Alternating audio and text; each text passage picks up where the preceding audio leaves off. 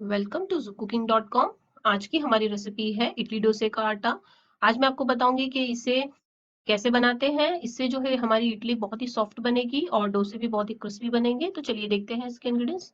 इसके लिए मैंने पाव किलो उड़द की दाल ली है, जो कि मैंने साबित उड़द की दाल ली है, बिना छिलटे वाली। ये आपको कोई भी ग्रोसरी स्टोर में मिल जाएगा। इसी के साथ में 1 किलो मैंने उखड़े चावल लिए हैं, ये बारीक वाले लिए हैं। नए वाले चावल लें। अगर 1 कप आपकी उड़द की दाल है तो आप 4 कप उकड़े चावल लें। इसी के साथ में मैंने 1 कप भर के उबले हुए चावल लिए हैं और 2 चाय के चम्मच मेथी दाना। तो सबसे पहले हम इन दोनों को 4 से 5 घंटों के लिए भिगो कर लेंगे। ये देखिए, मैंने इसे अच्छे से वॉश करने के बाद इसे 5 घंटों के लिए भिगो कर ले लिया है और इसके अंदर मैंने मेथी दाना भी ऐड कर दिया था, वो भी अच्छे से भीग गई है। तो अब इसकी पीसने की हम तैयारी करते हैं। तो सबसे पहले हम ग्राइंडर में जो उड़द की दाल है उसे पीसेंगे। तो ग्राइंडर ऑन करेंगे।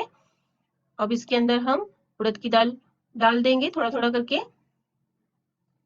इसमें पानी भी थोड़ा ऐड करेंगे।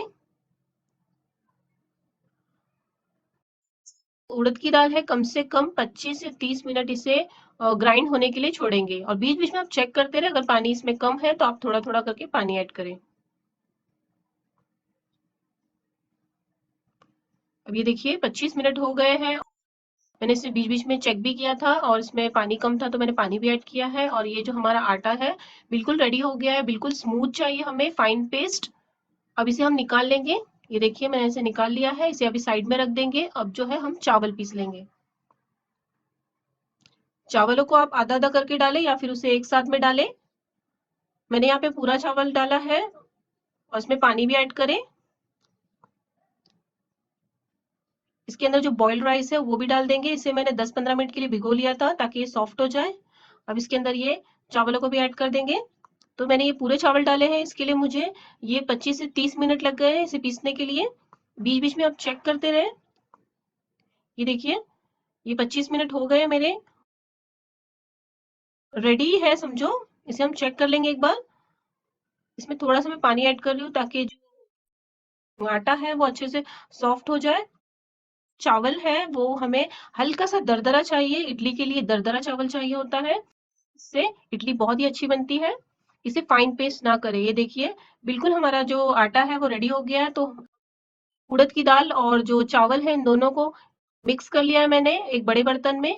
और इसे हमें ढक कर कम से कम 12 से 15 घंटों के लिए फर्मेंट होने के लिए रख देना है। तो यहाँ पे देखिए 12 घंटे हो गए हैं। इसे मैंने निकाल लिया है। ये देखिए अच्छे से फर्मेंट हो गया है। इसे अच्छे से मिक्स कर लें। आपको जितना चाहिए आप अलग से एक बाउल में निकाल लें और बाकी का आप इसे स्टोर कर लें फ्रिज में। ये मैंने एक बाउल में निकाल लिया है। इसमें मैंने नमक ऐड कर लिया है। इडली का जो आटा है वो रेडी हो गया है। अगर आपको मेरी रेसिपी अच्छी लगी हो तो प्लीज मेरे चैनल को लाइक और सब्सक्राइब जरूर करें। अब बेल के बटन को जरूर दबाएं। हम एक इडली का जो साचा है उसे ले लेंगे। यहाँ पे मैंने एक गीला कपड़ा रखा है उसके ऊपर। नॉर्मली हमारे घर में इसी तरह से इडली बनाई जाती है। आप चाहे तो डायरेक्ट उस पर तेल लगाकर भी बना सकते हैं। इसमें हम थोड़ा थोड़ा करके इडली का बैटर डाल देंगे। तो यहाँ पे जो इडली का जो बैटर है उसकी कंसिस्टेंसी आप ध्यान रखें, ज्यादा पतला ना करें और ना ज्यादा गाढ़ा रखें। अब दोनों जो इडली के साँचे हैं उसमें हम इस तरह से इडली के बैटर डाल देंगे और इसे एक साइड में रख देंगे।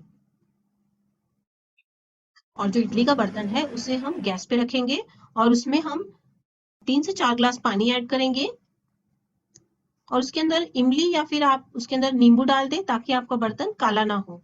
इसे हाई फ्लेम पर बॉईल होने के लिए छोड़ेंगे।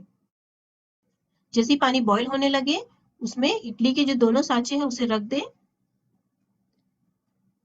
और उसका ढक्कन ढक देंगे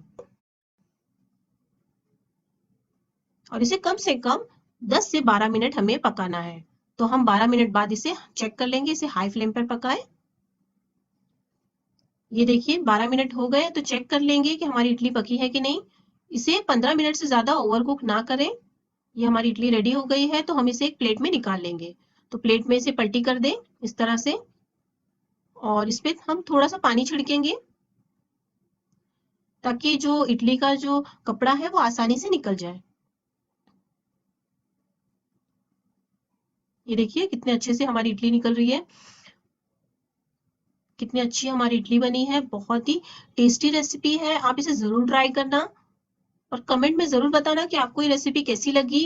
अगर आप ऐसी ही रेसिपी देखना चाहते हो तो आप मेरे चैनल को सब्सक्राइब करें और बेल के बटन को जरूर दबाएं। बिल्कुल मैं आपको ट्रेडिशनल चटनी बताऊंगी जो हमारे घर में नॉर्मली बनाया जाता है।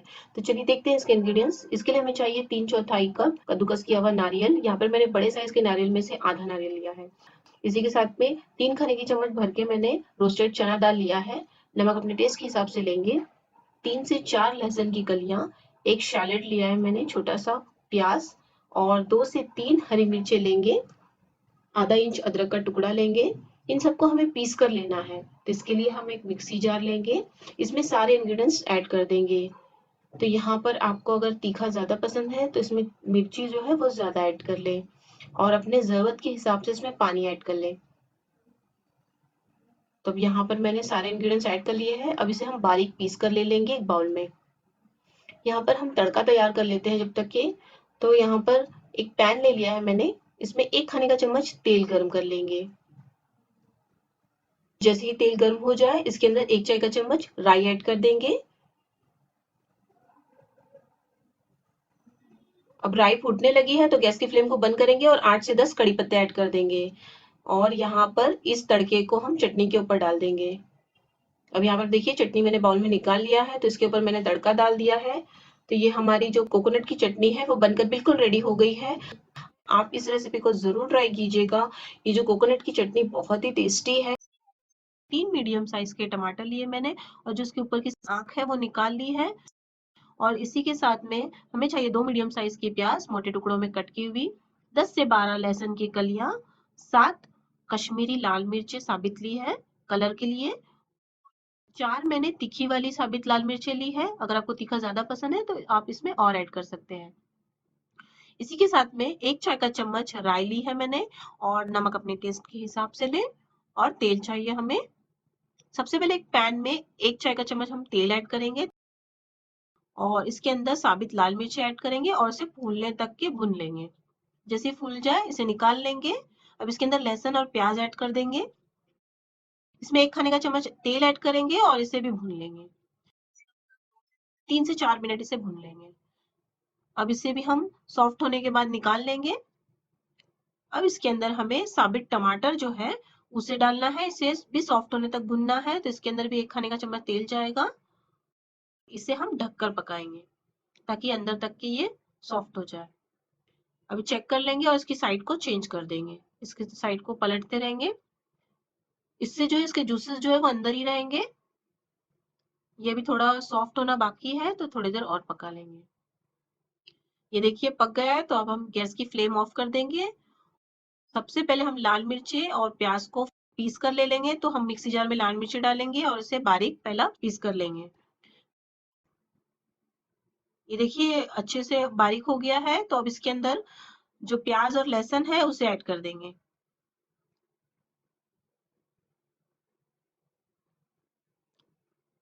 अब इनको भी पीस कर लेंगे, हल्का सा एक बार इसे घुमा लेंगे। अब इसके अंदर टमाटर ऐड कर देंगे। टमाटर के जो जूसेस है उसे भी हम ऐड कर लेंगे। ये देखिए साबित टमाटर रखने से इसके जूसेस जो है बाकी रह जाते हैं। अब इन सबको थोड़ा दरदरा सा पीसना है, इसे फाइन पेस्ट ना करें। अब ये हमारा पीस कर हो गया है पेस्ट। तो हम इसका तड़का लगा देंगे। तो सबसे पहले हम पैन में 3 खाने के चम्मच तेल ऐड करेंगे। तेल जैसे ही गर्म हो जाए तो इसके अंदर राई डाल देंगे और इसे फूटने तक के भून लेंगे। अब इसके अंदर जाएगा पेस्ट। पेस्ट डाल के इसमें 3/4 कप पानी ऐड कर देंगे, नमक ऐड कर देंगे। इन सबको अच्छे से मिक्स कर लेंगे। इसे ढककर 10 से 12 मिनट के लिए धीमी आंच पर पकने के लिए छोड़ेंगे। ये देखिए हमारी जो चटनी है रेडी हो गई है। इसका तेल जो है सरफेस पे आ गया। ये बहुत ही चटपटी सी और बहुत ही टेस्टी रेसिपी है।